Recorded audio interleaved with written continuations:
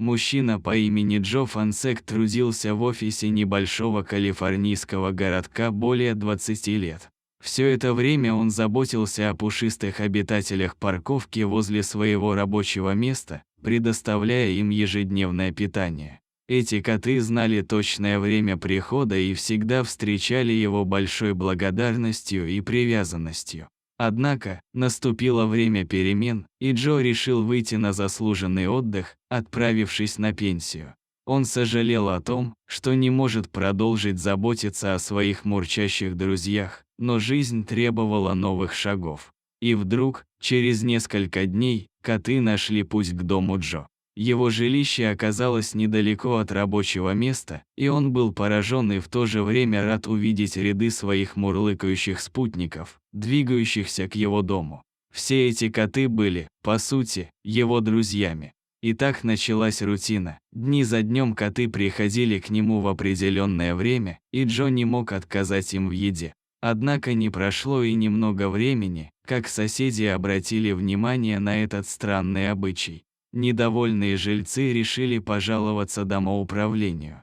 Скоро к порогу Джо стучался представитель управляющей компании, держа в руках стопку документов, подтверждающих правила проживания. В этих бумагах четко было сказано, что держание животных в данном жилище запрещено.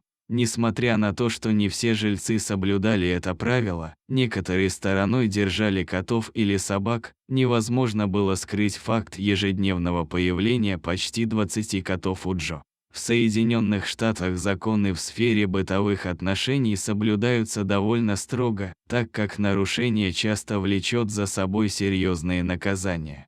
Для Джо это означало, что если он не прекратит привлекать к себе котов, его ждут высокие штрафы и возможное выселение, так как дом принадлежал не ему, а был арендован. Таким образом, Джо оказался в очень сложной ситуации. Он не мог запретить котам приходить к нему домой, так как они животные и не понимают таких запретов. Однако он также не мог позволить себе оплачивать огромные штрафы, так как был небогат и не имел собственного жилья. Он мог бы просто попытаться игнорировать ситуацию, перестать кормить котов, но это не избавило бы от их появлений. С другой стороны, домоуправление могло привлечь специализированную службу для ловли животных, и дальнейшая судьба этих котов оставалась под вопросом, вероятно, довольно печальной. Таким образом, Джо столкнулся с трудным выбором. Не имея возможности противостоять домоуправлению, он также не мог предать своих пушистых друзей. Возник вопрос, как поступить в такой ситуации. Фонсек активно обзвонил все приюты в окрестностях, но везде сталкивался с отказами. Просто не было места для дополнительных пушистых животных, так как везде царила переполненность. Мужчина практически терял надежду, но вдруг случился поворот в ситуации. Один из приютов согласился оказать помощь.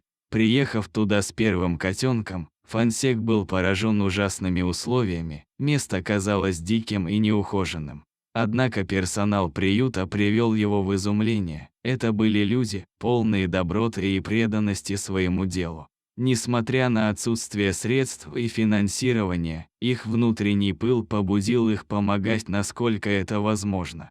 Это решимое и энтузиазм подарили Фонсеку второе дыхание. Тогда мужчина подумал, зачем ему просто сидеть на пенсии, бездействуя, и позволить себе превратиться в слабого пожилого человека. Именно в этот момент он принял решение взяться за дело. Сначала он собрал всех котов, которые регулярно приходили за едой. Всех по очереди, их было около 20. Всех он направил в тот самый приют.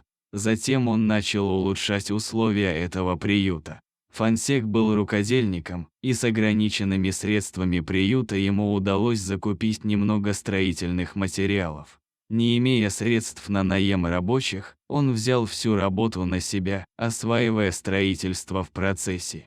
Таким образом, благодаря его титаническим усилиям и труду, приют стал гораздо уютнее и привлекательнее. Хотя и оставался далеким от богатства, он приобрел человеческий вид, избавившись от атмосферы ужасов. Затем Фонсек начал добровольничать в приюте, и теперь он мог встречаться со своими пушистыми друзьями практически каждый день, пока им не удавалось найти постоянные дома и заботливых владельцев.